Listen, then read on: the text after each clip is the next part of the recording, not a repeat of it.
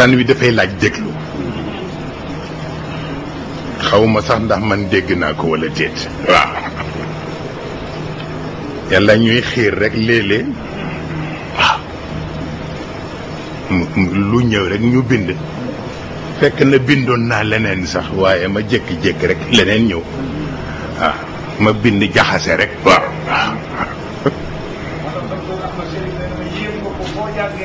wallaay ndeysaan ndeysaan wallaay ndeysaan wallaay ndeysaan wallaay ndeysaan wallaay ndeysaan wallaay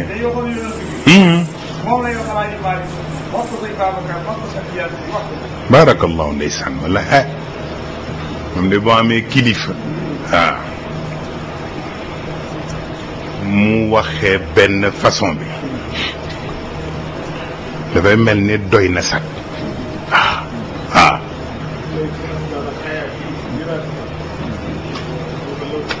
waaw te moo di rek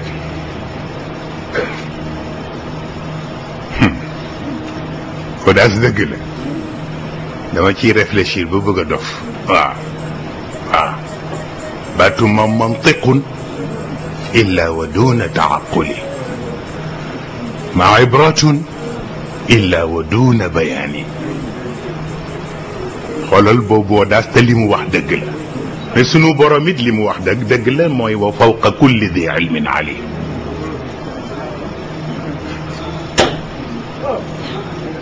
nooy def ci ñaari wax yi mais bu ci na xaqiqa boppam la xamal rek noo koy déggee lu dëgg isan ok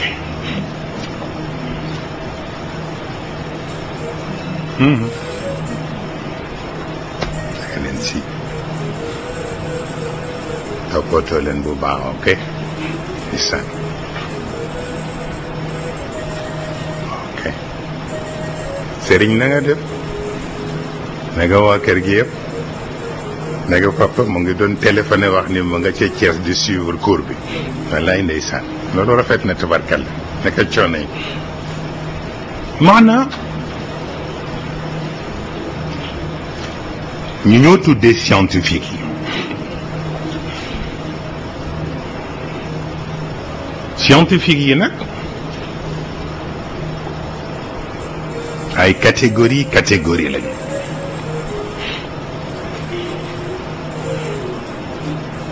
ñi nga xam ni seen xam-xam yëpp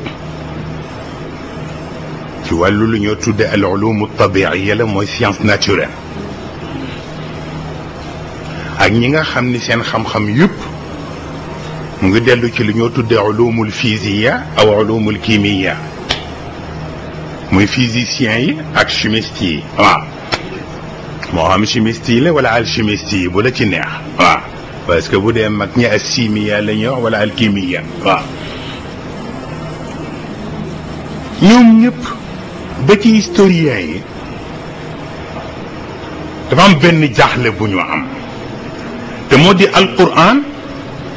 dañu jàpp ni mooy revers univers bi ñu nekk mooy beneen facette bi te univers bi ñu nekk ñu wax ni ci temps bi ko yàlla bindee mat na ay milliards d'années sunu àdduna bi ci temps bi ko yàlla binde ba bi muy sotti def na ay milliards d'années sunu maam Aadama bi mu ñëwee ci kaw suuf ak léegi juróom benn junni at rekk la mais li ñu jaaxal mooy alquran bi ñu wax ni mooy revers univers boobu moom ci ñaar fukki at ak ñett lañ ko bind ci lañ ko wàcce est-ce que dafa daw vitesse bu ëpp bi àdduna bi doon daw ba tax bële def ay milliards d'années moom mu def ñaar fukki at ak ñett te li lay jaaxal bi àdduna amagul alquran tudd na ko bi àdduna amee ak étape yi mu jaar àdduna tudd na alquran tudd na ko yonent yi fi jaar buur yi fi jaar histoire yi yëpp alquran raconté na ko ba raconté li war a ñëw ba raconté yawma diin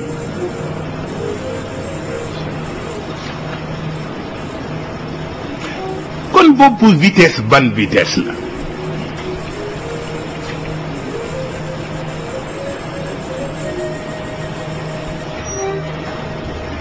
ñu wax ni xam nga temps réel ak temps sacré bokkul waaw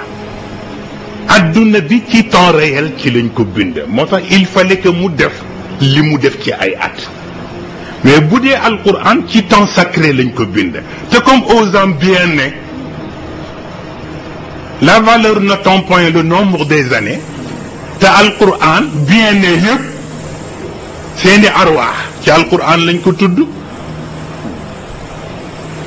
kon valeur am soxlawul nombre des années waaw arwaax yëpp mu ngi ci alquran waaw moo xam ruux bi ñu tudd bi dundal nit fa ida sawaytuhu wa nafaxtu fihi min ruuxi du dëgg wala ruux bi nga xam ne rek globalement ci la lépp aju yasalunaka an irruuxi qul irruuxu min amri rabbi wala boog yi nga xam ni dañ ko dàkkantele malaaka yi moo xam ruuxul amin mu di jibril d'incarnage Gabriel wala boog ruuxul qudus ñu di ko tudde Saint Esprit maa ngi ciy waxtaan ak góor gi benn bis ñuy wax ci affaire ruuxul qudus waaye li ci yéeme mooy ku la mën a wax lan la amul même chrétien yi tudd naan au nom du Père du Fils et du Saint-Esprit ñu ngi koy wax mais mënuñu la wax Saint-Esprit lan la na yàlla firilu ko kenn waaw yu fu boppam la rek am na luy dépassé Jibril dépassé Mikaïl dépassé Israfil dépassé Azraïl yàlla di ko dénk ruuxul qudus di ko séq ak moom waaw te kenn mënu la wax ni la lii la waaw waaw moom Saint-Esprit boobu waaw ba tax na kon alquran même bu fekkee ni la valeur n'attend point le nombre des années et bu fekkee ni aussi vitesse bi mu daw jéggi na dayoo yonent bi ñu ko confié yàlla daf ko ñaan mu limité vitesse am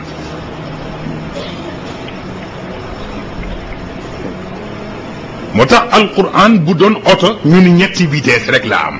première deuxième ak troisième moo tax amul am marche arrière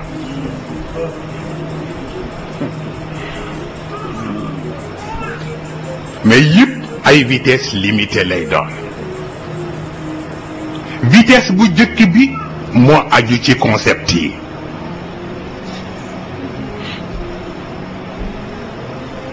concept kenn du ko tari dañ koy maîtriser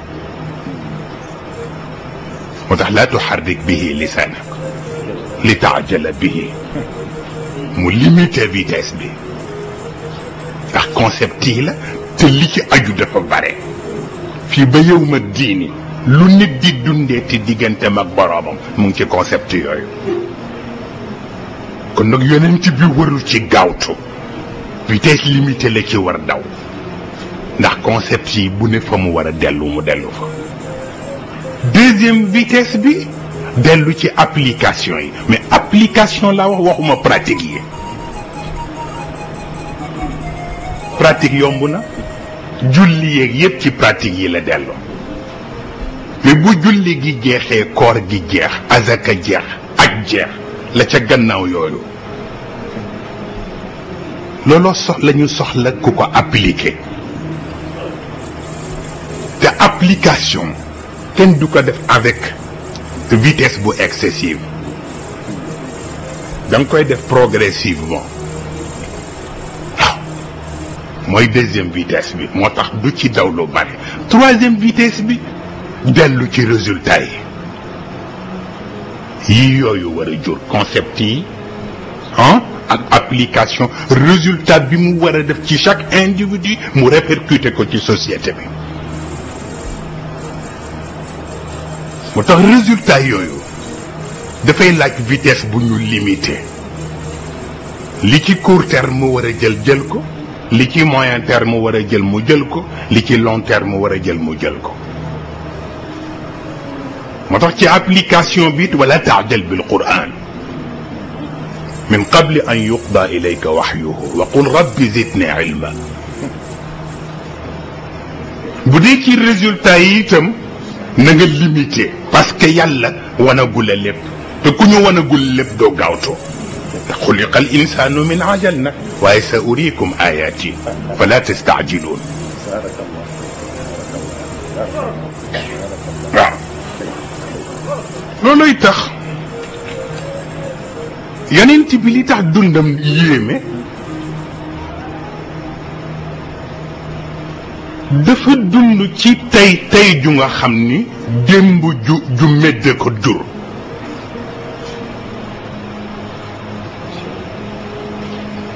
judd ci bés bu nga xam ni démb bu medd moo ko jur. ndax démb bu medd paasewul fu ñuy sujootale laata di fa sujootale Uzza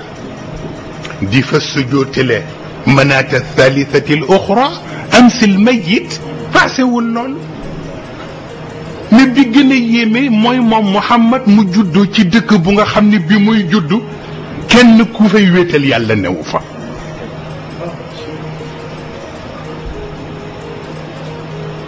mais c'est un héros, c'est plus qu'un héros. juddoo ci Makka kenn du fa defal tawxiid sunu borom ay mushrikiin rek ñoo fa nekk te tey avion yaa ngi dem bato yaa ngi dem oto yaa ngi dem koo wax mu ni la Makka te benn baata fay jub mooy allahu akbar wallahu akbar. kon wàcc na. ku juddoo ci dëkk bu ñu dul wéetal yàlla te tey adduna yëpp di liir jëm fa ngir wéetal yàlla wàcc nga. jeex na. waaw waaye itam du tere yonent bi am lu mu respecté. waaw comme ni ma leen ko waxee ci njëlbéen gi comme ñetti étape yooyu ko yàlla wax mu limité vitesse bi. étape bu concept yi yàlla bëggul ku yàkkam ci concept yi surtout bu fekkee ni dafa nekk ay concept yu universel dafay laaj ñu teylu ko ndànk-ndànk ba keroog concept yi di yegg fi mu war a yegg. bu ñaareel bi yàlla bëggul ku gaawantu application yi parce que application ak pratique bokkul. kon yàlla dafa bëgg li mu wàcce ci alquran jox ko yonent bi application bi mën a dox li mu war a dox ba yegg ci ñi mu war a yegg. bu ñetteel bi mooy résultat yi war a génn ci ñaar yi ci concept yi ak ci application bi. résultat yooyu yonent bi waru ko yàkkamti donc daf ci am yu aju ci court terme am yu aju ci moyen terme am yu aju ci long terme yonent bi war ko topp. mais li ci gën yéeme lan la moo di yonent bi am na chance amul chance. am na chance ci yàlla jox ko diine bu toll ne l'islam nga xam ni tolloowul ak benn diine bu ko jiitu woon donc moo tëj yépp. mais ñàkk na chance ndax jamono bi muy sellal boppam noonu di doon li mu doon booba cellte ci la danger yëpp aju mooy li ñu doon wax naan wal muxlisuuna ala xatar pureté dangereuse. waaw xam nga pureté bu nekkee lu dangereuse bi ci des mooy yàlla nattu ko mu séq séq ak koo xam ni n'aime pas ses amis. sëñ Cheikh nee na yàlla amul xarit wala boog bu ko amee it mënu ko daa nee na lu mu diis la yow la koy xëpp waaw. kon nag ñaar yooyu mu boole pureté dangereuse boobu ba noppi séq ak yàlla n'aime pas ses amis. bu fekkoon ni dafa amee martabatu Ibrahim sax nga xam ni xalilullah la mooy gën a simple mais yonent bi dafa dépassé Ibrahim nekk Habiballah. donc amitié ak yàlla c'est beaucoup plus complexe que amitié Ibrahim ak yàlla. ba tax na yàlla di ko ñaan mais it mel ni léeg-léeg daf koy menacer mais menace bi parfois kenn daf ko dul mën a dégg. ne yàlla bu dee jàkkaarloog yonent bi naan ko fa in kunta fi shakkin mimma anzalna ilayk yonent bi dana jaaxle. yonent bi yàlla naan ko ndax da nga am doute ci li ma wàcce ci yow. est-ce que jullit mën na nangu yonent bi am doute ci li yàlla wàcce ci moom. kenn mënu ko dégg. bi ci des mooy yàlla di ko wax naan ko la in ashrakta la yaxbatanna amaluka bis boo ma wecceeg ñeneen wala nga bokkaale mag ñeneen si lépp ma yàqu ko. est-ce que lu logique la yonent bi di dem bay jaxase yàlla ak leneen wala mu di ko wecceeg leneen koo xam ni bi ngay juddu jalaala rabbin rafian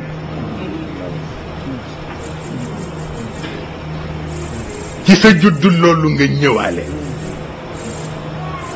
yuumi sababata miqbaadan asaabiuhu. est-ce que mën na nekk kooku di defati shirk digganteem ak boroomam. mais xitaab bi discours bi verbe bi yonent bee ko moom mais contenu bi yonent bi moomu ko. loolu moo tax alquran jara teey yàlla day wax mel ni kii lay waxal fekk intermédiaire la. ñi muy waxal mooy ñi sës ci moom et day bëgg importance su wax bi bu ko jaaralee ci seen chef fokk ñi topp ci gannaaw tey ndax ndegam ña ca wala ndoo waa daanu ca teen ba masaak ña ca pind ba. façon boobu la yàlla di waxe moo tax kilifa sax léeg-léeg muy wax ak nit ñu naan li muy yekk diw or ko waxul ak moom ñeneen lay waxal mais à travers lui. waaw moo tax sunu borom parole am dafay laaj ñuy xam ñaari dimension yi nga xam ni moo koy awante. dimension uluhiyya bi ak dimension rahmaniya bi. dafay am jamono boo xam ni bu yàllay wax ci divinité am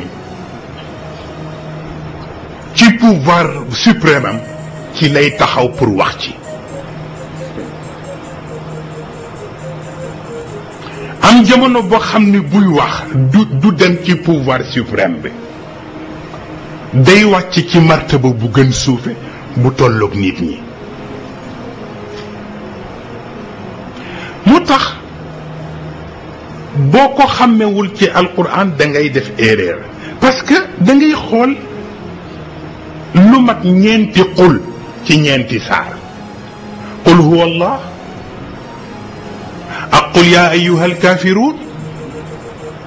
ak qul a'uudu bi rabbil falaq ak qul a'uudu bi rabbin naas. et pourtant ñaari yële ñoo bokk ci même degré bu ñu leen waxee yu bokkul ak ñaar yu mujj yi.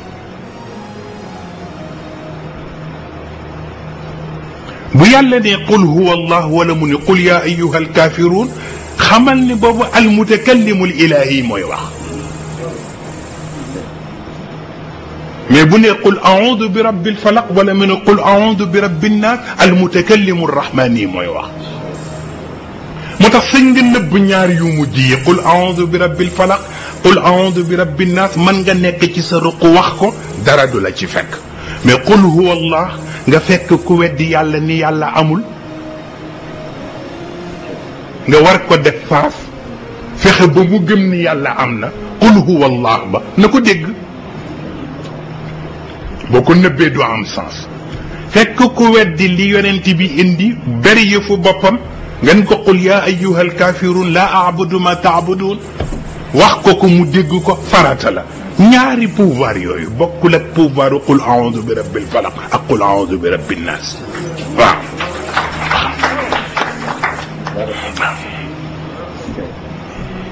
moo tax Maodo ku yéema la Cheikh Al Hadj Malick yaa jaa'ila al xaali bayna al kaafi wan nuuni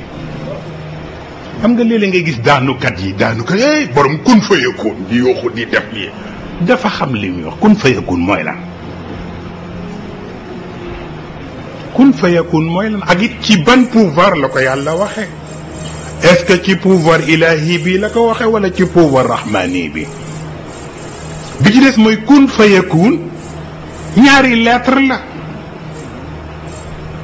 lépp lu yàlla di sant la mu koy sant mu war a nekk ci kun bi la ne mais kun bi ñaari lettre bi kaaf gi mooy roox bi nuun bi mooy jism bi corps et esprit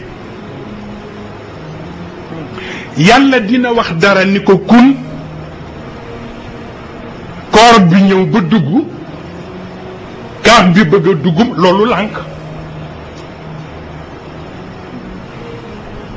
donc corps bi dugg na mais esprit bi ñëwul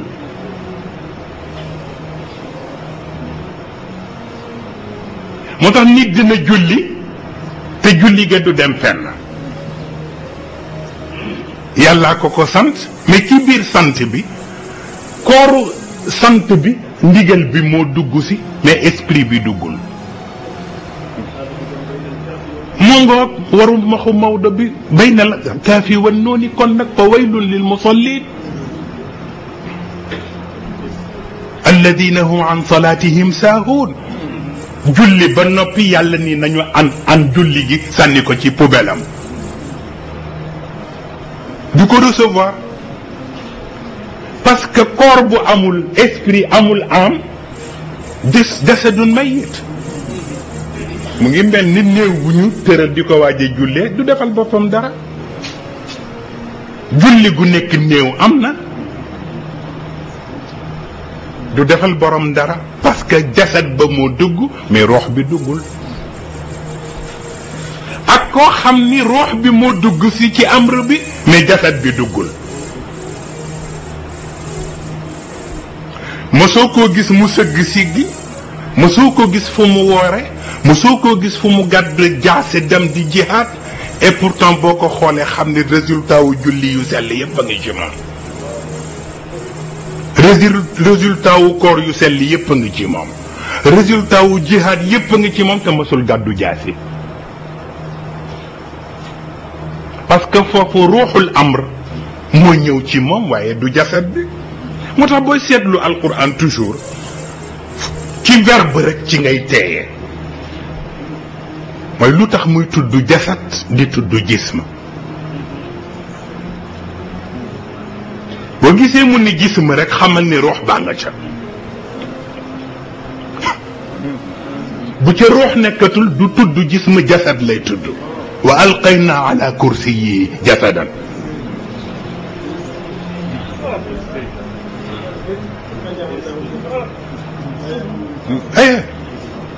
jeex na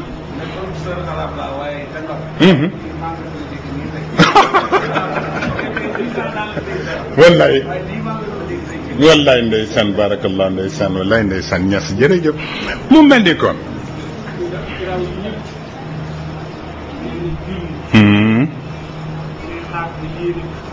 wallaay non bien sûr effectivement mais bien sûr mais bien sûr ah wallaay ndeysaan mu dellu ci li ñu doon wax léegi rek pratique yi ak application yi bokkul waaw parce que julli pratique ak julli application bokkul waaw mu dellu ci si la prière bi ñu waxoon bërki démb fii cesse d'être sacralisation de nos actes quotidiens. Malheur à ceux qui par ignorance en deviennent les victimes. Car la prière est à l'âme ce que l'engrais est à la surface du sol. Ou il l'améliore, ou il l'écrase. C'est une question de dosage, mais une question d'éducation mystique. Waaw waaw ba tax na kon diggante kun googule léeg-léeg nga gis koo xam ni bii day dugg beneen bi du dugg mais am nañu yàllay may ñaar yëpp ñëw dugg kaaf gi dugg noon gi dugg moo tax dañuy yéeme moo tax bu yonent bi waxee al ulama warasatul anbiya waxuñu ba yonent yi demee ba noppi boroom xam-xam yi doon nañu yonent yi bi fi yonent yi jógee bi yonent yi dund lañ leen doon parce que yonent jotiwul fépp comme jotiwul fépp nag boroom xam-xam ba tënku ci diineem te dégg la yonent ba indi fa mu ne di fa jottalil yonent ba moo ko fa doon